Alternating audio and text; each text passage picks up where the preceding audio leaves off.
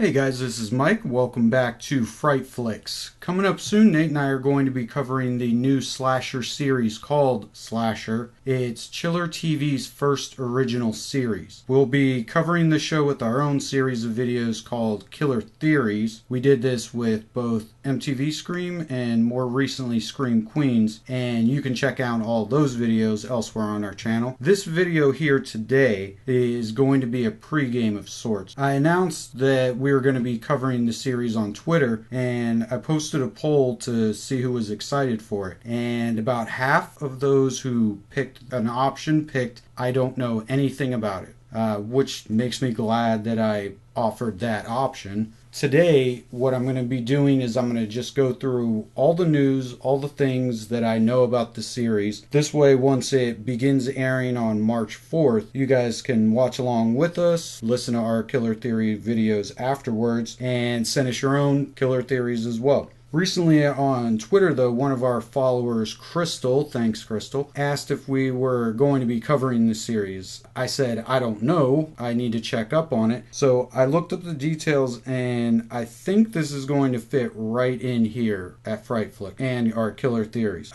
We may even get the killer right this time, you know? Yeah, but enough about that. Fuck you, Scream Queens. Let's talk about specifics of the upcoming series Slasher. So starting off with the plot. This is taken directly from the official website. 30 years ago, in the sleepy community of Waterbury, a killer known as the Executioner murdered Sarah Bennett's parents.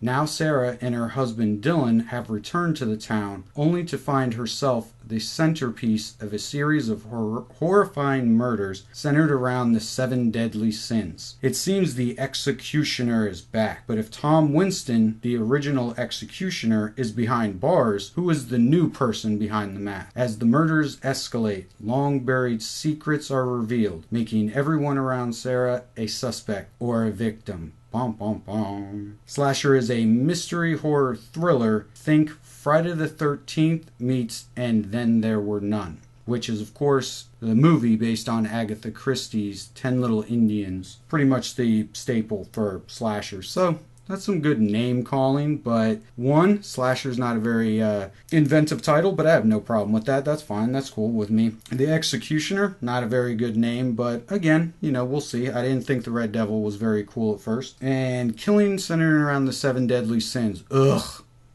But whatever. That might be fun. Feels a little pretentious, but it might be fun. I'll get into some more of that stuff later when I go into the episodes. So a general rundown of the series from what I know. This is all collected from pretty good sources online. Wikipedia. Anyway, it's going to be an anthology series, so when we finish up this first season, which consists of 8 episodes, hopefully Scream said it was going to be, Scream Queens said it was going to be, and both of them went back on it, so we'll see. But supposedly, yeah, this is anthology, so we will get a beginning, middle, and end to this story overdone with. The 2-hour series premiere is set for March 4th. Remember that, March 4th. And it was created by a guy named Aaron Martin, who, he's done a few things, but basically he was a big contributor to Degrassi, The Next Generation, which I've only heard of Degrassi because, you know, Kevin Smith talks about it all the time.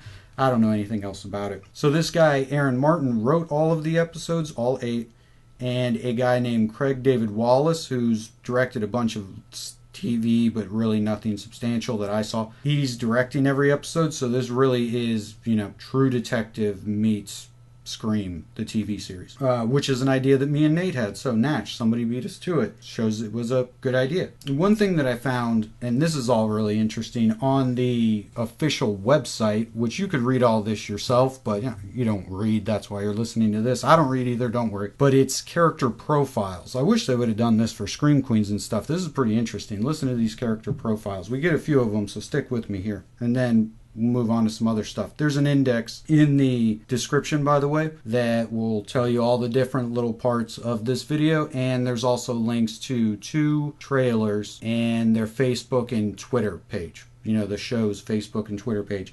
I swear they should be fucking paying me for doing this. Anyway, so we'll start off. Sarah Bennett. Sarah Bennett's played by Katie McGrath. Anyway, she I know her from Jurassic World. She was the Big Red, Bryce Dallas Howard's personal assistant. She was the one who got like thrown into the air and eaten by like 3 different dinosaurs and shit. It was pretty cool. Anyway, so she's in that. She was in like the Tudors and Dracula, but I haven't seen either of those. Anyway, here we go. Was quite literally cut out of her pregnant mother's belly. Holy shit, that's a pretty good start to it, right? The executioner, birth name Tom Winston, was responsible. He was jailed for the crime, but it left the orphaned Sarah to be raised by her grandmother. 30 years later, she returns to the town and the house where her parents were murdered by the executioner. You'd think someone living an urban legend would want to escape her past. Sarah and her husband Dylan see a life in Waterbury and the free house she inherited as a chance to start anew. And that's when the executioner returns. But if Tom Winston's in jail, who is it? Bom, bom, bom. And that's one of the things. What's interesting is I don't know who the fuck wrote for this site, but some of the stuff they... Anyway, let's hope they didn't write for the show. Dylan Bennett. He's played by Brandon Jay McLaren. He was in Tucker and Dale vs. Evil. That's how I know him. Anyway, it says, Dylan is the rock that his wife Sarah can depend on whenever things get hectic, emotional, or even a little bit murdery. Yep, see, that's what I was talking about. Murdery. Given that she was ripped out of her mother's womb by a serial killer who later killed her parents, things can go there. Dylan is a freelance journalist, so when Sarah decides to return to the place of her birth and her parents' murder, he jumped at the opportunity to be the editor-in-chief of the local newspaper. Also, free house. Hello? Seriously? I don't know who wrote this stuff. Whatever. That seems totally contradictory to a slasher series about cutting people out of wombs, but, whatever. This isn't a criticism of a website. It's about a show. Still, Dylan's past is mostly a mystery. Might it include murder? Bum, bum, bum.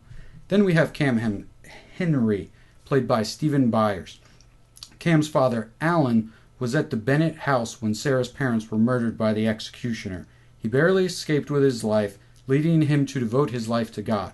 As a result, Cam's relationship with his dad has never been warm and fuzzy, but it did instill in him a sense of right and wrong. Hence why he joined the police force. Cam's got a big heart. Just ask Sarah, his childhood friend. Cam is married to June, a paramedic. It's unclear whether the two of them are the most attractive couple on the planet or merely in the top percentile. Handsome, understanding, and dependable. Is Cam too good to be true? 10 Bucks says this person writes, Robin Turner, played by Christopher Jacot. Anyway, one half of Waterbury's gay power couple. Robin works in real estate. If the murders are based on the 7 deadly sins, they're really not going to like these two, in real estate. Thanks to his husband, Justin, Robin lives very, very well. Robin is the yin to Justin's yang. Big-hearted and friendly, where his husband is more ambitious and calculating. If Waterbury had a Real Housewives-esque show, Robin would gladly be on it. He'd be the nice one. But is the big heart all an act? Bum, bum, bum. Then we have Ian Vaughn, played by Dean McDermott. Waterbury's chief of police is one burly customer. Ian's an excellent detective, but he doesn't exactly have the velvet touch. Ian appears to be on the right side of the law, but are appearances deceiving? And then we have Heather Peterson, played by Erin Carplunk. Well, that's what I'm reading, Carplunk. Anyway, tragedy can change someone. Just ask Heather Pearson. Once an understanding member of the community, the disappearance of Heather's teenage daughter, Ariel, sent her over the edge. Frequently drunk, despondent, and aggressive, Heather is now downright scary. But is she capable of murder? Alan Henry, played by Rob Stewart. Alan Henry was spared by the executioner when he murdered Sarah Bennett's parents. This is that guy Cam from earlier's dad, who's now a preacher, evidently. Okay, so he was in the house when Sarah Bennett's parents were killed. The executioner spared him. Since then, he's devoted his life to God, you can tell by his dress. Alan may be a man of the cloth now, but he's not without his sins. Do they include murder? Bum, bum, bum. Lisa Ann Fellows, played by, I'm going to murder that name, so I'm not even going to say it. She's a lawyer, talk show host, journalist, sounds like Piper. She makes Nancy Grace look like a tiny kitten covered in dewdrops. Holy shit. Lisa Ann loves the story, and the executioner's return to Waterbury is just up her alley. But how far is Lisa Ann willing to go for the exclusive? Okay, one, that's totally Piper, which I guess is Gail, but whatever. Again, who the fuck writes this stuff? Anyway, I'm going to stop criticizing all this. Justin, played by Mark Gannon, whatever, fuck it. Justin has built himself quite the real estate empire in Waterbury. Ethical practices, however, are a defect when it comes to Justin. Doesn't seem to bother him, though. June Henry, played by Jessica Sipos, whatever. Wife to Cam, the guy in the suit who is the preacher's son. Okay. She's also the, way too attractive part of the couple, and I guess she was a paramedic too. Oh, yep, look at that. Wife to Cam, June's a paramedic. She's friendly and warm and appears to be understanding. Note the word appears. Okay, so yeah, that's all the character profiles. That's everybody who's going to be a main suspect. You could kind of assume it's going to end up being one of those people. But, whatever. You never know. It really does seem like those three in particular really have a close connection. But, whatever. Way too early to be making any kind of killer theories yet. Holy shit, can you imagine? Okay, one thing I wanted to go through a little bit was the episodes. Check this shit out. 8 episodes, like I said. The first episode airing 2-part on March 4th is, I assume, going to be the pilot in the second episode. So, first episode called Pilot. Second episode is called Digging Your Grave with Your Teeth, which I thought was badass. I was like, holy shit, this is going to be a really cool show. And I'm not holding anything against it, but oh boy. Anyway, so I thought that was really cool. I was like, fucking Slayer. Like, that's metal as shit. As it turns out, it's a thing for gluttony. So, first episode, second episode, technically, is called Gluttony. The next episode, listen to this shit, is called, and I quote, Like as fire eateth up and burneth wood. That's the episode's title. So, that comes from a quote from Muhammad. It says, Keep yourself far from envy, it eateth up and taketh away good actions, like as fire eateth up and burneth wood. So, episode 3 is envy. Then we go to episode 4. Again, quote, As fire is corrupted unless... As water is corrupted unless it moves. Now this is sloth. It comes from Ovid, I think is how you say it. Thou seest how sloth wastes the sluggish body as water is corrupted unless it moves. Okay. Tell me this isn't the fucking most pretentious. But anyway, we'll do no judgment passed until we see the first episode. Episode 5 is called Ill-Gotten Gains Take Away the Life of Those who Get It. Ill-gotten gains take away the life of those who get it. Anyway, that's from Proverbs 1:19. The actual line is, so are the ways of everyone who gains by violence. It takes away the life of its possessors, which is greed, I would assume. That isn't a direct line, but I'm pretty sure that one's greed. Episode 6. The one who soweth to his own flesh will from the flesh reap corruption. That sounds badass. I'm not going to lie. As pretentious as that is, that sounds really fucking badass.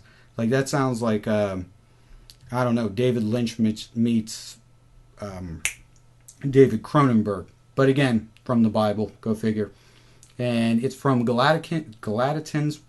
I went to Catholic school. I should know this stuff. But anyway, from the one who sows to his own flesh will from the flesh reap corruption, but the one who sows to the Spirit will from the Spirit reap eternal life. Now, I figured just because there's a whole bunch of stuff about flesh and reaping from blah, blah, blah, that might be their jab at lust. So, there you go.